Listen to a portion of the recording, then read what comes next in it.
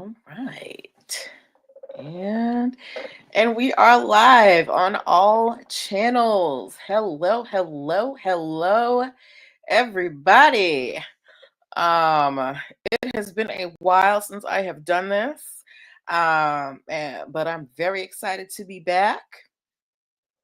I want to, before I get started, we're going to get started about 7:05. I want to say a big thank you to the Black USA News Network that has brought me into the fold and is allowing me the opportunity to expand my audience. Hey, Thomas. Uh, hey, DCS Carla. I want to thank the Black USA News Network for bringing me in and helping me and giving me this opportunity to spread information in my community. I want to thank Donnie Glover, who is the head of the Black USA News Network, for giving me all of these outlets to speak to you lovely people. I know that we have some familiar faces in here tonight, but we also have some unfamiliar names and faces.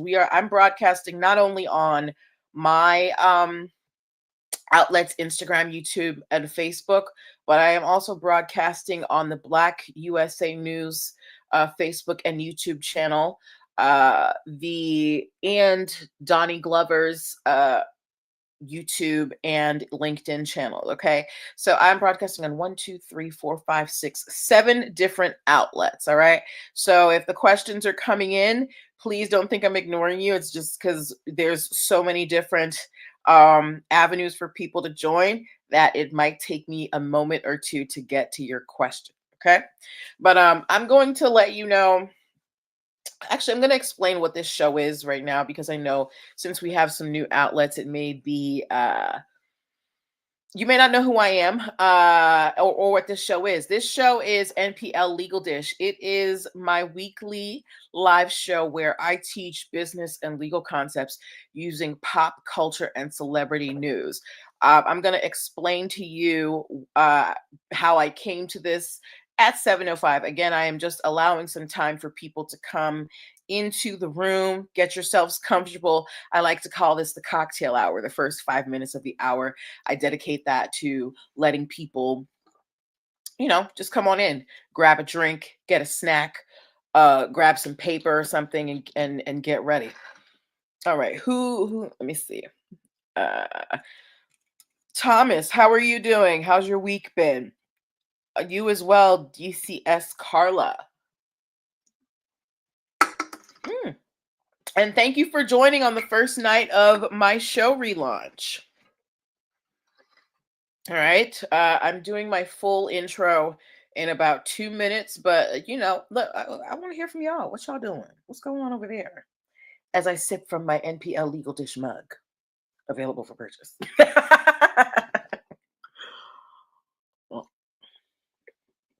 All right. Yes. Invite your friends, send whatever notifications, however you do that. Let them know that we're talking big business today.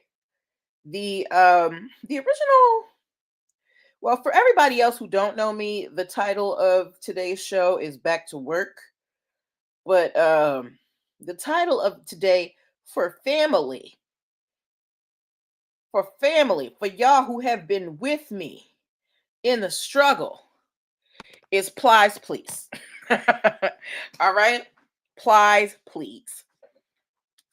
Okay, so it is about to hit 7:05, and I'm gonna do my intro. So if you're ready, just give me a thumbs up in the comments. Let me know that you're here with me. It's my first night back, y'all. Make me feel welcome. No, I'm just kidding. That's my fault. Yeah, I was taking some time off. Don't it's whenever you come back to something, especially something like this, and you're in front of people and you're talking, you get very nervous, even if you've done it 100 times. And because I've been, off the grid for a little bit, it's a little daunting for me right now. But I'll fall right into it. Okay. All right. So it is 7:05, and it is time for us to get started. Okay. Welcome. Happy Monday, Hi, Canada Cape Cod, DC. Happy Monday, everyone, and welcome to the official relaunch of the NPL Legal Dish Show. Okay, I want to thank our new podcast network, BlackUSA.News, and Donnie Glover for bringing me into the fold and helping me get this vital information to the public. For those of you who have no idea who I am Natalie Pierre Lewis, and I'm the owner and operator of NPL Consulting, a business formation firm. I help entrepreneurs set up strong legal foundations for their businesses, which is fancy speak for getting your business paperwork together. So things like registration, contracts, trademarks, hiring and training policies, intellectual property. I help you with all of that. If you're wondering how I can help you with all of that, I'm very glad that you asked. I'm a licensed attorney of almost 2 decades. I have started multiple businesses for myself and others. I have had many careers in the realms of law, entrepreneurship, education, hospitality, and administrative services. And most important, I am very passionate about making business and legal education as accessible to everyone as possible. Not everyone has the time, the money, or the desire to go to law school or business school, but many of you, especially in these times, have amazing business ideas that you not only want to start, but you're going to need to start in this new economy. Thank you, girl. And I want to, and if you're going to be successful in that business, there are some concepts that you're going to need. Oh, okay. Sorry, I took an energy drink. All right. Yes. So not everyone has the time. What? Am I selling you a Buick? Am I going really fast? I had an energy drink. If I need to slow down, please let me, let me know. Okay. So where do you think I should pick it back up from? Pick it back up from. My apologies if I'm going too fast, people. I'm very excited. Okay. So let's go back to my qualifications. Like I said, I am a licensed attorney of almost 2 decades.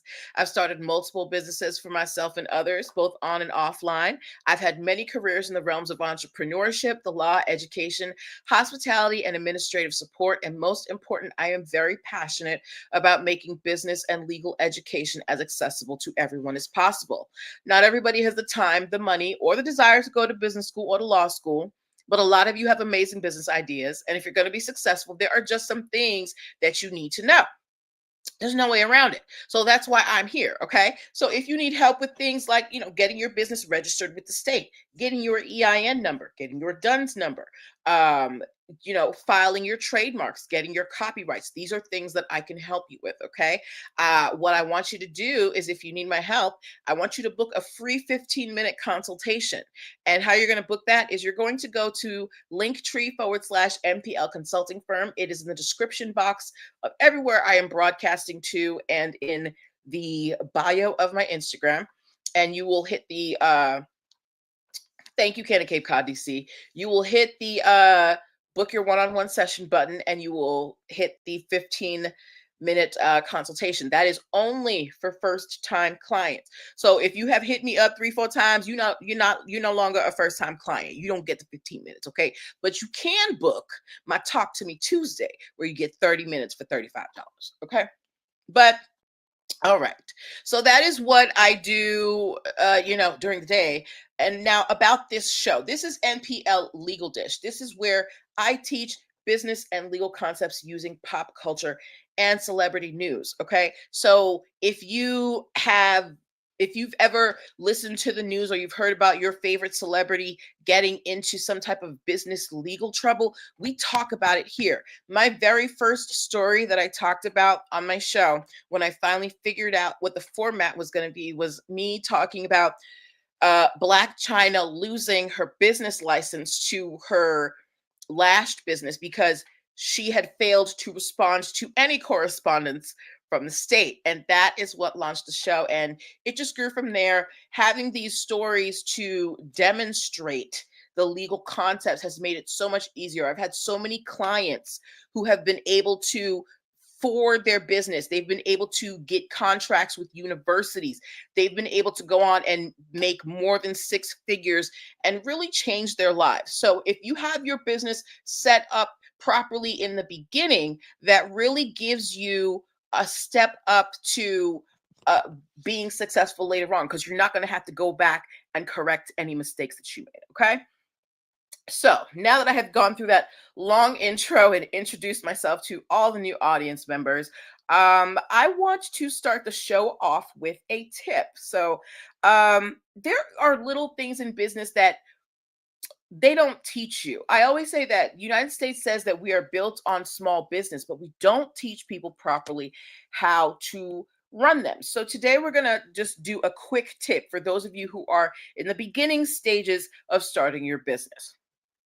If you are trying to start your business and you don't want to use your home address, either because you can't or you just don't want to, a lot of people use a virtual address, which is where companies, they will give you it's a physical address, and you can get your mail sent there, right?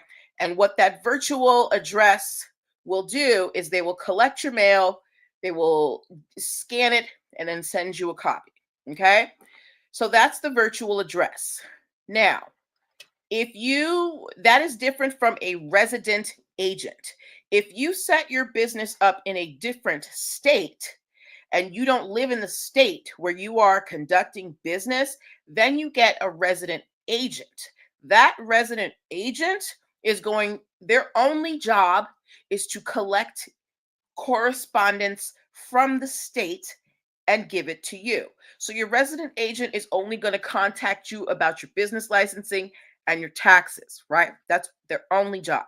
Your virtual address is where, you can have whatever mail you want sent there. If you just don't want stuff coming to your personal residence, you can use your virtual address, and that business will copy all of your mail for your business and send it to you. Now, can you have a resident agent and a virtual address?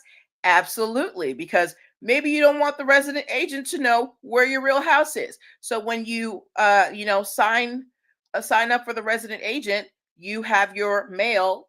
You have the resident agent send the mail to that virtual address. But I just wanted to explain the difference between a resident agent and a virtual address. Do we all understand? Is there have I made that clear? Do I need to explain it anymore? If we're clear on that, give me a thumbs up.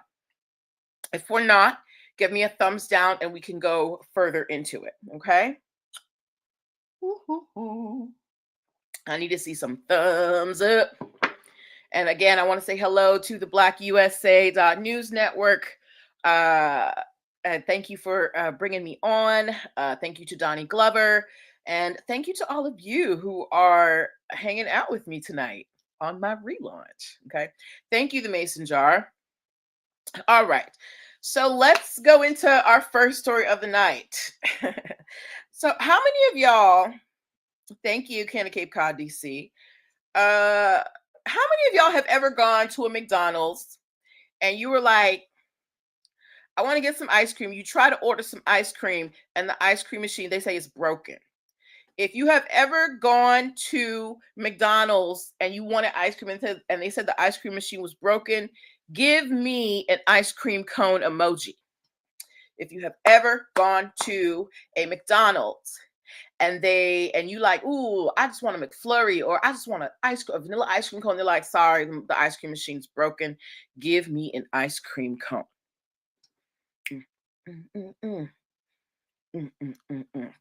If you're an ice cream lover like myself, there is nothing that irritates you more than not being able to get your ice cream. Canada Cape Cod, DC can let y'all know I am an ice cream fanatic.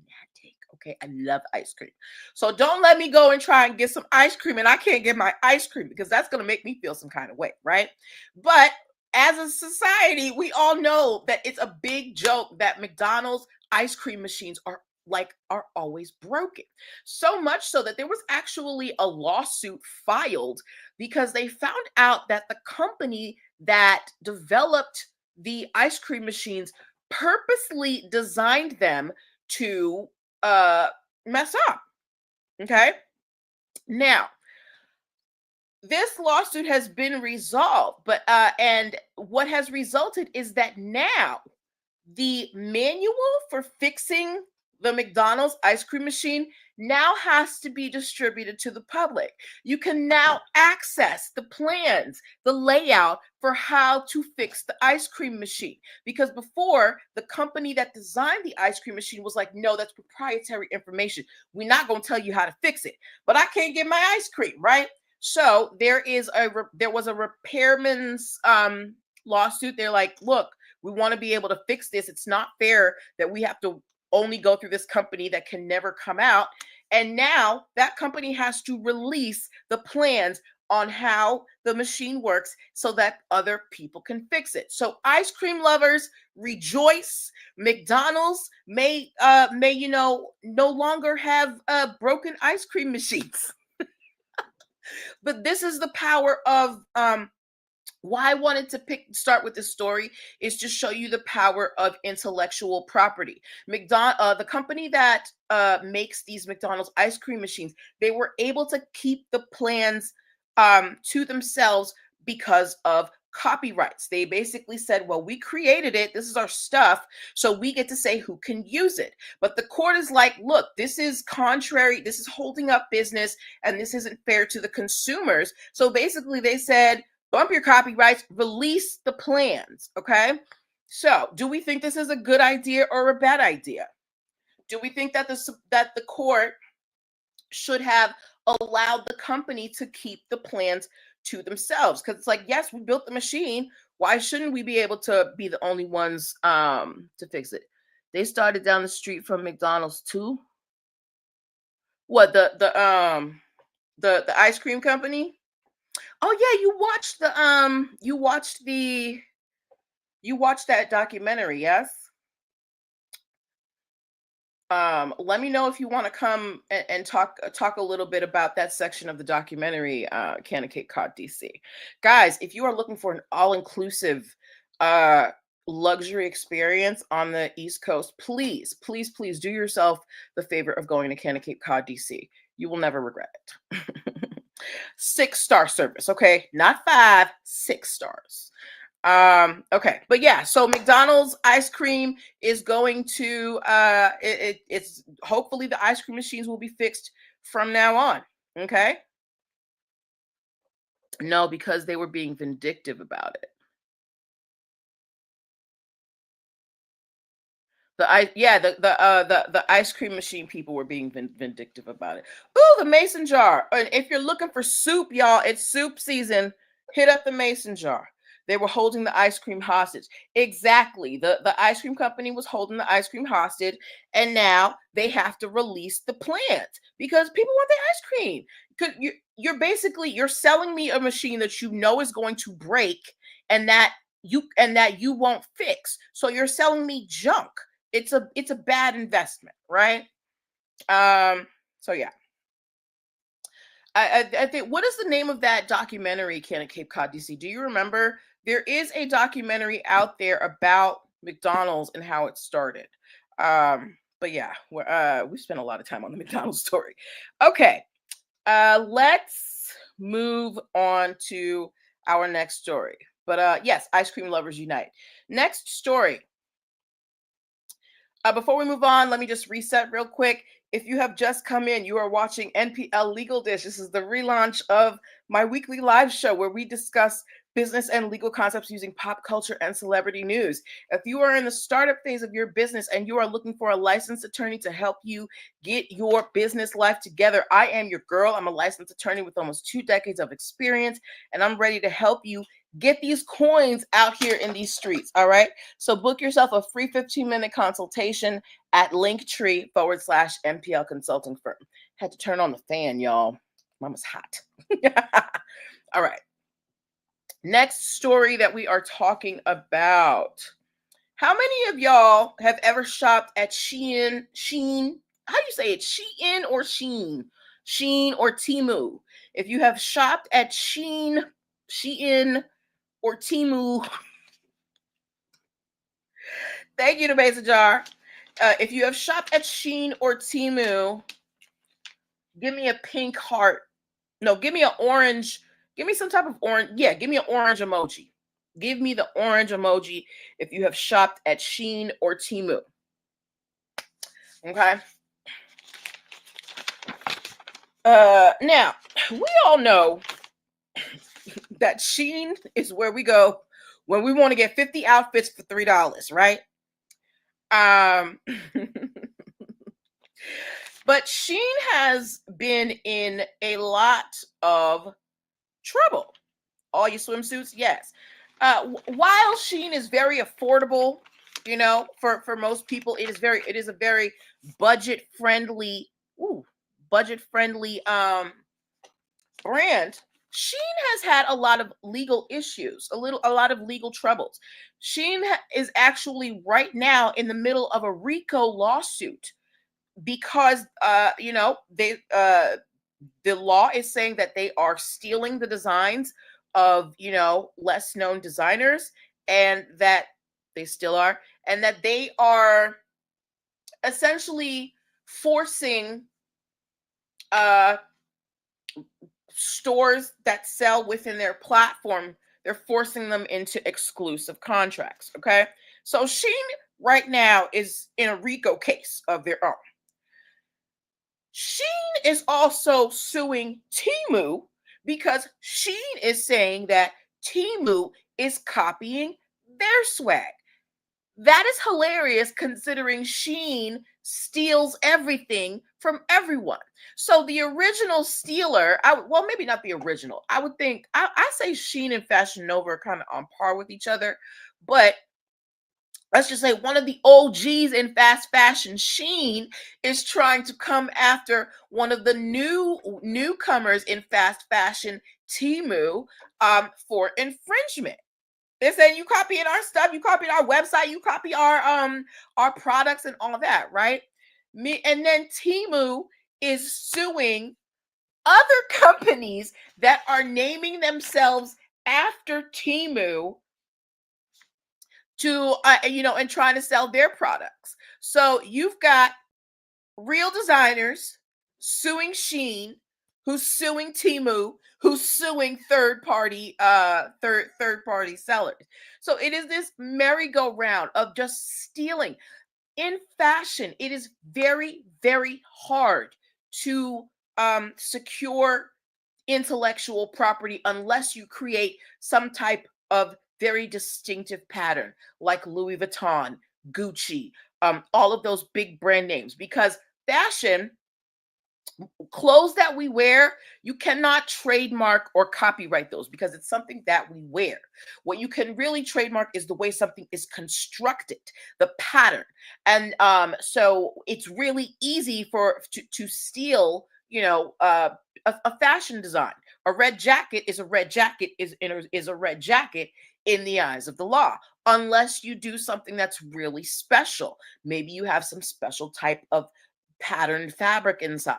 That's why Louis Vuitton and Chanel and all of those high-end brands are very particular about who sells their stuff.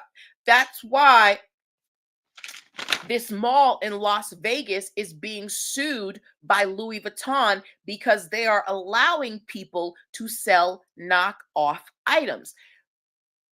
Getting to the point where your fashions are protected by intellectual property is a big deal. It is a big, big deal. Hello, 76 Grimk. Because it is so hard to get fashions protected by intellectual property. When you can do it, it's a big deal, and it's something that you need to protect, with your whole might. So when you have when brands like Louis Vuitton and things like that, they have created these patterns, they become very valuable. So when you have brands like Sheen and Temu that are making knockoffs, it tarnishes the brand, and it also cuts into their profits, and it violates their intellectual property, because what intellectual property protects is the works of your mind, right? Think about someone who plagiarizes a book. If you plagiarize a book, you've stolen someone's idea. Same thing in fashion. If you plagiarize the Louis Vuitton pattern, the Gucci pattern, you've stolen their ideas, their creations. So it is I think it's very funny that two of the biggest uh two of the biggest thieves of ideas in fashion are suing each other for infringing on on their trademarks and things like that. Now, how many of you what was it? I know one person, two of y'all said you shop at Shein and Temu, right?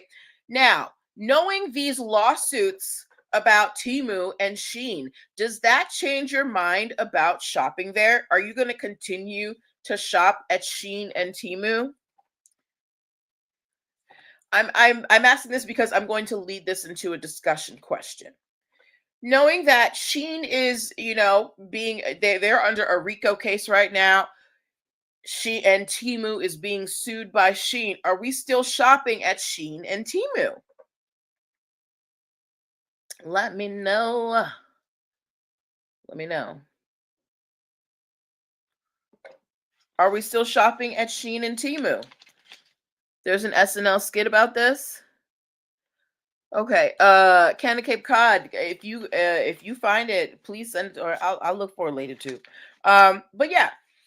So this is why I chose this story. It's particularly for those of you who are in fashion. You really need to be careful about how you release your things, because companies like this, they actually have AI out here that is going around trying to find, and scrape ideas. Yeah, I mean, it doesn't affect me unless the prices go up. Canada Cape Cod DC said we ain't shopping nowhere. Exactly, Canada Cape Cod DC. So this is what I was leading to, right? Most of us shopped at Shein and Temu because the prices are cheap and they come fast, right? But now, because people didn't understand what a tariff is just another word for a tax. Because of tariffs slash taxes, the costs of these fast fashions may go up, which mean that they may no longer be pocket friendly for any of us. So prices are already going up because of supplies. So please think about that at the polls in 2 years. That's all I'm gonna say about that. But again, Shein and Temu are out here. You can shop at them if you want to. Just know they stealing. All right. Okay. Next story that we are talking to. This is the title story. How many Plies fans do we have here? Tell me your favorite Plies song. Hey, New Haitian. Tell me your favorite Plies song. Even though I'm not your man. No, that's not it. Is that it? Yeah. Even though I'm not your man, I'm a girl. I'ma call you my shawty. I can stand to see you treated bad. I beat it for my shawty. And we ain't did nothing that we ain't supposed to. I'm gonna be up here singing Plies all day. Okay. But we all know and love Plies. Plies, he makes us laugh on the internet. He has given us bops. We got Busted Baby. Yeah, that's Plies and T-Pain. Yeah, Plies and T-Pain. Busted Baby. But yes, Plies has given us hood classics. He is funny on the internet. But I don't know. I think something might be wrong. Something might be wrong at the Plies household. Okay. Because Plies right now is trying to sue Meg The Stallion, Glorilla, and Cardi B. Why, you might ask?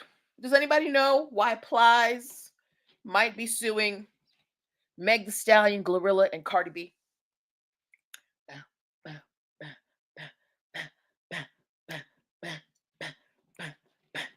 I'm giving you a clue.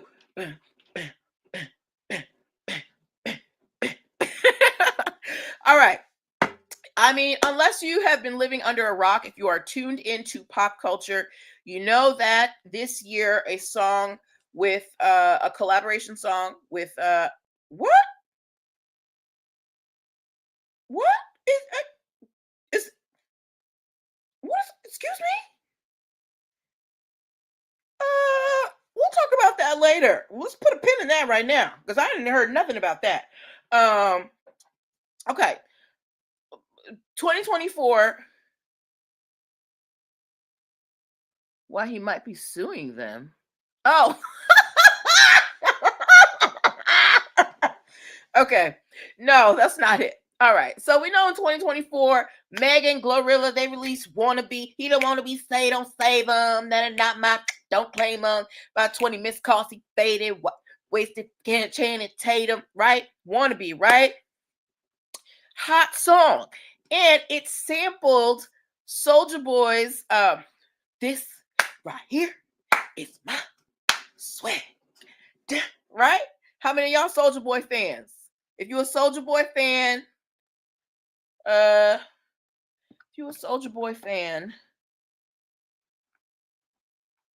just give me an S in the comments, okay? All right. So, Wannabe came out in 2024. All right? Yes. Pretty Boy Swag came out in 2010. All right?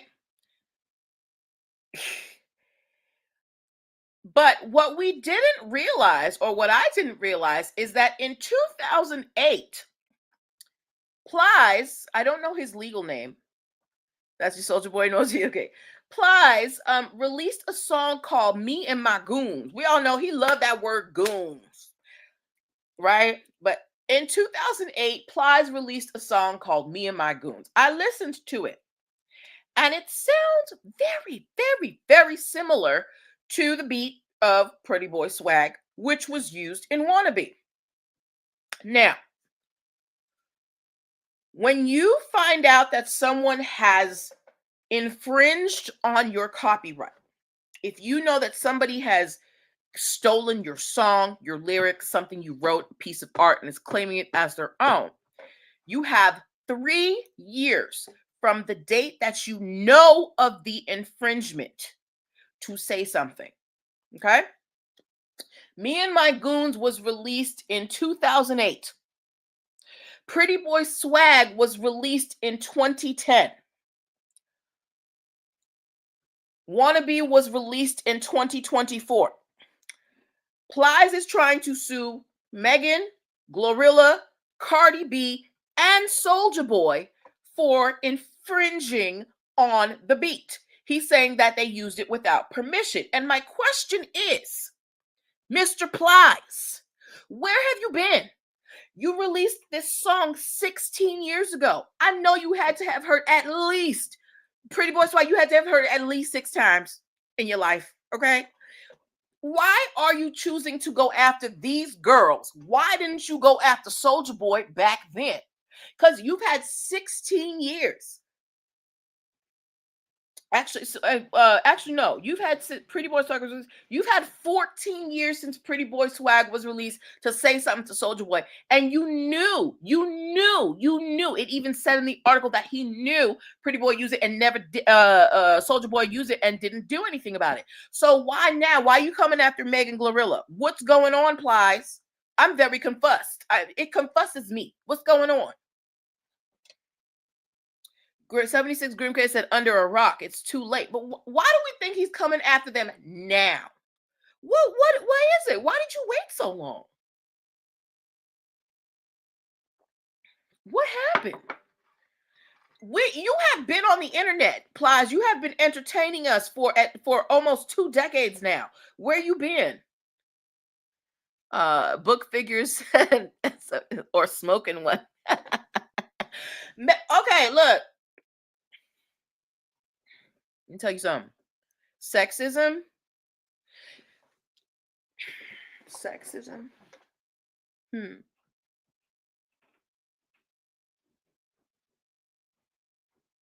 I don't know if it's so much sexism. It's just a money grab. Okay, and sexism may have to do with it.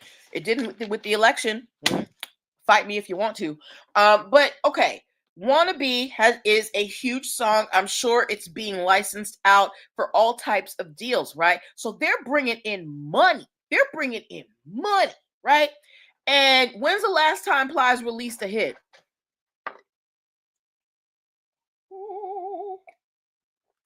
What's them streaming numbers looking like for Plies? What are the bookings looking like? Huh? What? Did I say something wrong? What? Huh? What? Since before he took his girl out. 2000. 76 Great Grace said the last time he had a hit was 2008. Okay. Listen, if anybody here is like a serious Plies fan, please let me know the last time he released something, right? And this song was released 16 years ago. You knew about Pretty Boy Swag since 2010. What happened, sir? Have the revenues dried up? Look, and don't get me wrong, I love Plies. Plies is hilarious. I love his music. He is entertaining. But sir, you need to be on your business. Get off the internet and go to your lawyer's office. Why are you bothering these girls now? Anyway. So yeah, Plies is trying to get a piece of the wannabe pie. How many of you guys think that he will be successful? Because remember, you have 3 years from the date that you know of the infringement to file. And then we have to ask our questions. Plies, did you even create that beat? Was it you who created that beat? Maybe him and oh my God.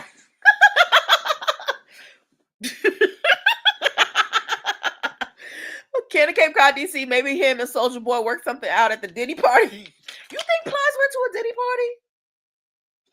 Do y'all think Plies went to a Diddy party? Anyway, well, wait, I strongly believe that this case is going to be thrown out because they sampled Soulja Boy's song, not what's his name? What's that man's name? Plies, right? And Plies let that Soulja Boy thing slide, and then we have to figure out if Plies even created it. I know you're kidding. But yeah, I strongly feel like this Plies lawsuit is going to be thrown out. How many of you guys think Plies should win? If you think Plies should get a piece of the wannabe pie and the Soulja Boy pie, the Pretty Boy Swag pie, give me a thumbs up. If you think Plies should have gone to the lawyer before he went and took out the grill, give me a thumbs down. Okay. So thumbs up if you think Plies should win, thumbs down if you're like, Plies, please. Cannon Cape Cod said a very small piece. Okay, so Cannon Cape Cod wants to break him off a little piece of change. Okay, all right. 76 Gripcray said absolutely not.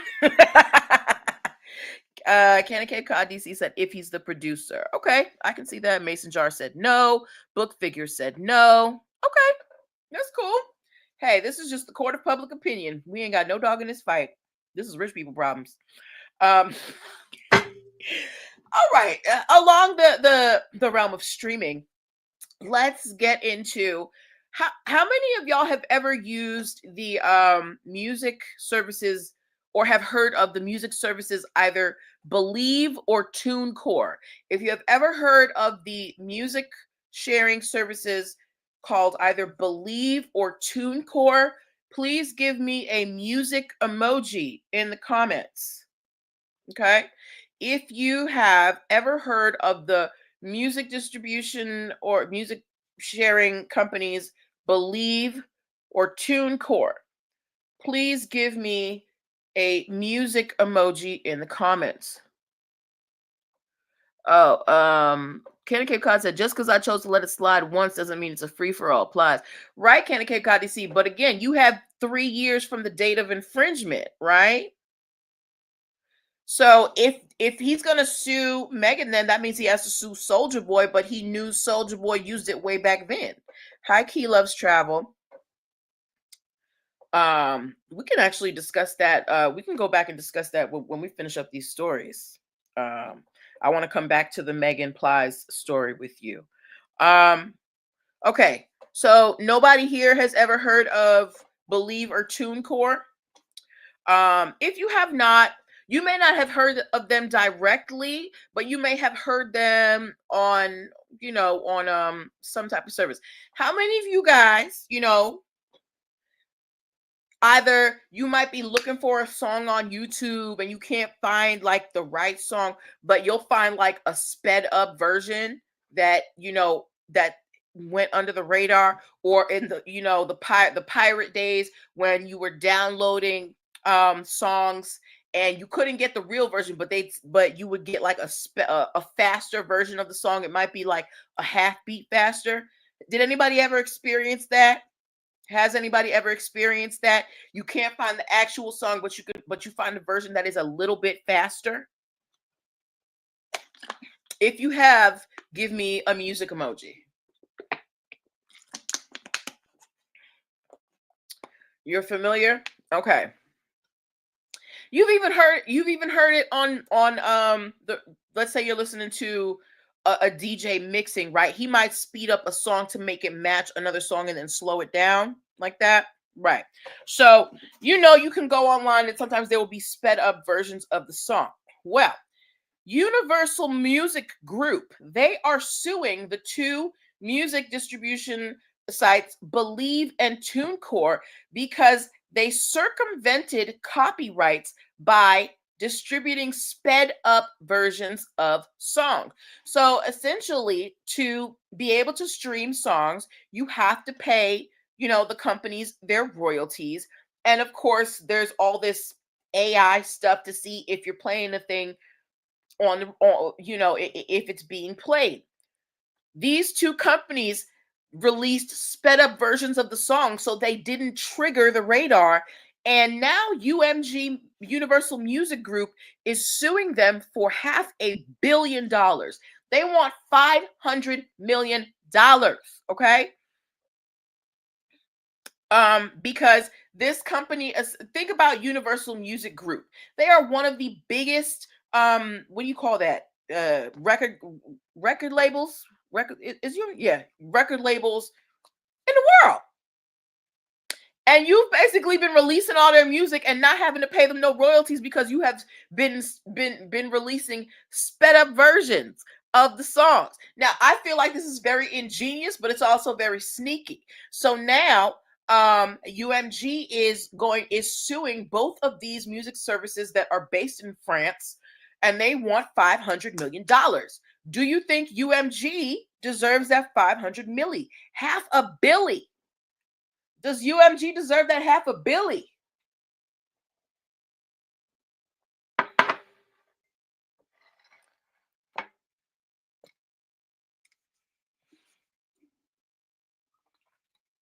Or should Believe in TuneCore, should they just be like, well, they found a way around it. What you want to do about it? Does UMG have a credible argument here? Believe in TuneCore are out here basically altering their work and then spreading it online and making money because you have to pay for the service. Let me know. Y'all all right out there? If you driving, I mean, don't write, but if you in there, let me know you in here. Are we all together? Are we following the story? Do I need to revamp it? Let me know. Okay. Let me know. Y'all all right? Who's here? Oh, okay. Y'all the quiet ones. Okay. All right. Well, we'll see what happens between these companies. 76 Grimkin said they owe them money. They owe them money. Yeah. I mean, I feel like they got to break them off something. Rhonda said, I have not got the money to get a business or own a business, but I love listening to you. Oh, Rhonda, thank you. Listen, plenty of people have just listened to my show and taken my tips and been able to take that and run with it. So you don't always have if you can make it work, just listen to me, do it. My favorite success story. There was a woman who watched my show. She made crafts out of her house. She lived in Ohio. And I was talking about, trademarks and making school paraphernalia and how you can't just make, university cups and things like that without permission.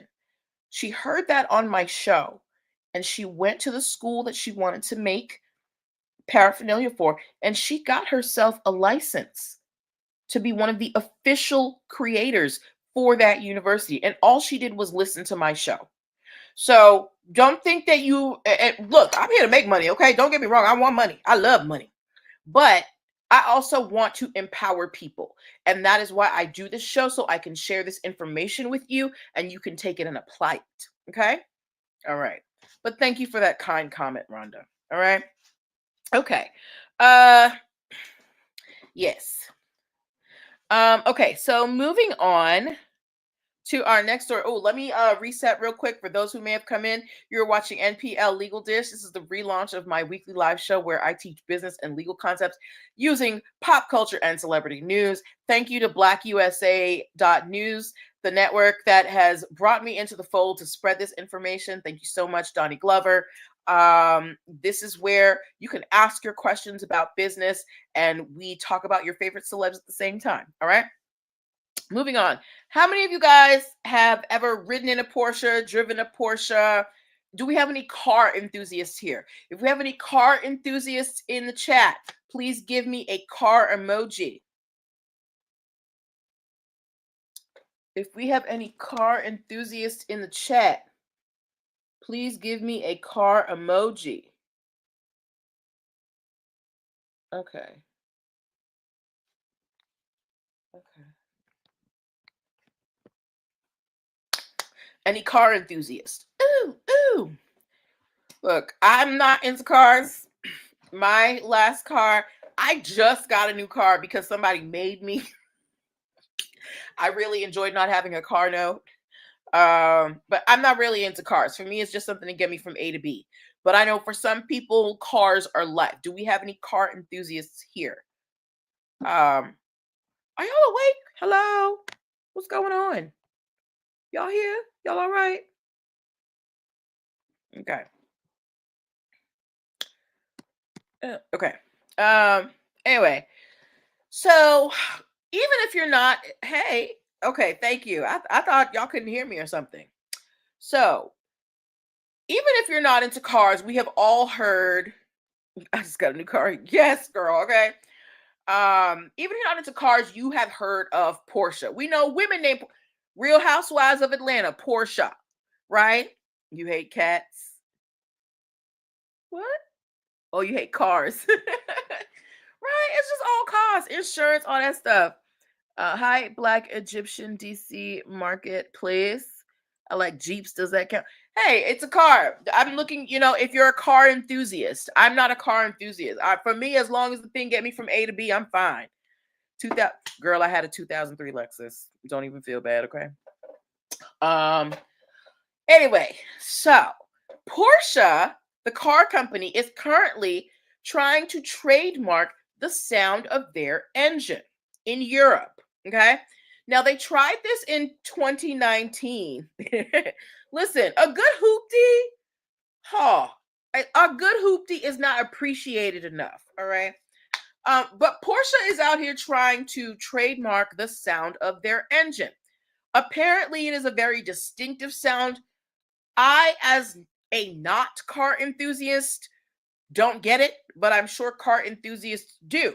But I just want to know, for those, just as a typical person in the marketplace, do you think that a car manufacturer should be able to trademark the sound of their engine? Now, keep in mind, this is happening in Europe. Should they be able to trademark the sound of the engine?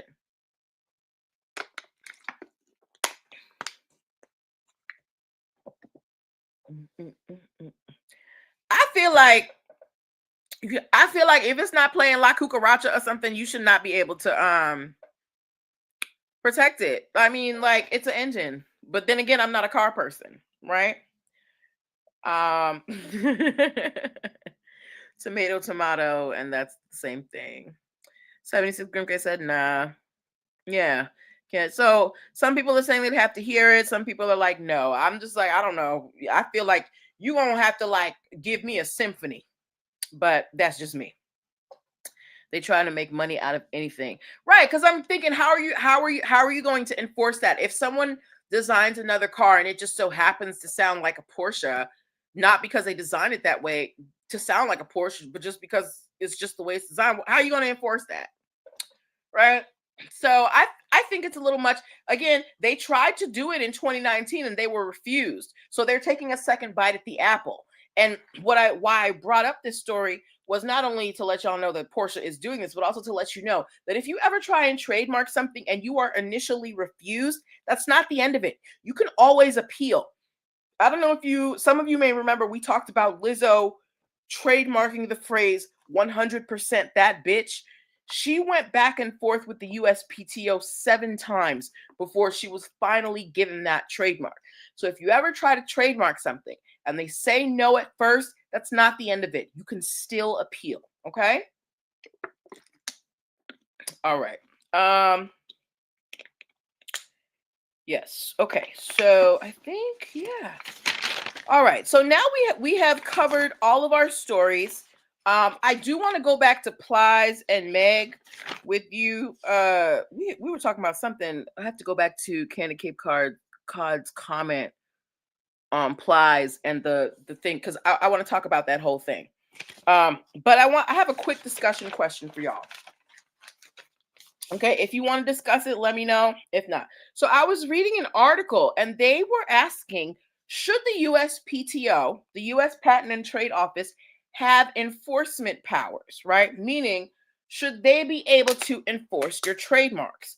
Currently, the way the USPTO works is they just issue the trademarks. They just say whether your trademark exists or not, right?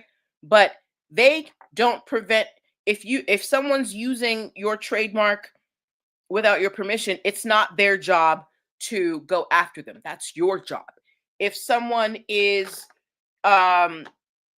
you know, abusing the trademark system, it is, another person's job, some type of legal entity's job to go after them.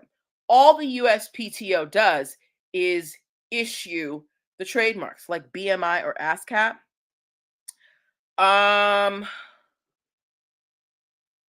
Okay. All right. You can always watch the replay, Rhonda. Candy Cape Cod, you mean like BMI or ASCAP? Then what's the point of paying for them? Okay. Canada Cape Cod, BMI, ASCAP, I think they just kind of keep records of what's going on, but they don't enforce anything, right? Yeah. Black Egyptian DC Marketplace. What's the point of paying for them? The thing is, while the USPTO does not enforce the trademarks, you as the owner of the trademark can, right? So if the USPTO gives you a trademark, Black Egyptian, and Canada Cape Cod DC starts using your trademark without your permission, USPTO is not going to do anything until you, Black Egyptian, go after Canada Cape Cod DC. So that's where the trademark powers come in. Do we understand? Give me a thumbs up if I explained it thoroughly. Okay. But the question that they were asking is, should the USPTO be able to enforce trademarks? Should they so hold on. Black Egyptian said, I understand that, but it's always around the circle using same name with different meanings. So what's the point of paying? Ownership. I think they should only get involved if the second entity tries to file a patent or a trademark, not just if they violate it. Okay, very good. Well, actually, when the USPTO is examining your trademark, they do look to make sure nobody else is using it online, or that it's not generic. Yeah, but Black Egyptian, going to what you're saying, the point of it is so that you can go after that person, right? It gives you the right. When you don't have that intellectual property in place, it's another hurdle that you have to jump through because you have to prove that you own it, right? So if Black Egyptian, if you have your if you want to, let's just say you want to trademark Black Egyptian, right? And you've been using it to do business, but then Canada Cape Cod DC goes and tries to trademark it first, even though you've been using it. You now have to go and prove to the USPTO that you had it first so that you can get their application knocked out. Whereas if you had trademarked it in the first place, it's already assumed to be yours. Okay? So that's what the impact of intellectual property is. Do we all understand that? Give me a store. Give me a store. Give me a store. We're about to be done, y'all. Okay? So I want to go back to are we good on that? Because I want to go back to the Plies and Meg story real quick. Because Canada Cape Cod DC said something really interesting. You said, hold on, let me go back up here. Go back. Where is it? Said just because I chose to let it slide once doesn't mean it's a free for all for Plies, right? So again, for anybody who came in late, Plies is suing Meg Thee Stallion, Glorilla, and Cardi B and Soulja Boy apparently for because he said that okay, Glorilla and Meg used the Pretty Boy Swag beat, which Soulja Boy took from Plies in 2010, and Plies never did anything about it and just filed an infringement lawsuit recently, like in the last 30 days, right? And Canada Cape Cod DC said that Plies should get a little piece of the pie. Hold on, where was it? I'm sorry, y'all. Get a little piece of the pie from Meg because she said, just because I chose to let it slide once doesn't mean it's a free-for-all. It's a new infringement. Canada Cape Cod said that Meg and Glorilla using the Pretty Boy Swag is a new infringement against Plies if he's the producer, right? Okay, so what do we think about that? Should if he chose to ignore Soulja Boy back then, and he's coming after Meg now and trying to come after Soulja Boy, doesn't that kind of defeat the thing? Because he's trying to double dip. Why didn't you go after Soulja Boy? Oh, Canada Cape Cod said, I was just saying what his argument could be. Okay. All right. Well, we'll see what happens. I still think this is going to be thrown out. Especially if he didn't produce it himself. Ooh. Excuse me. So we shall see. Okay. Canada Cape Cod said, I agree. Plies, please.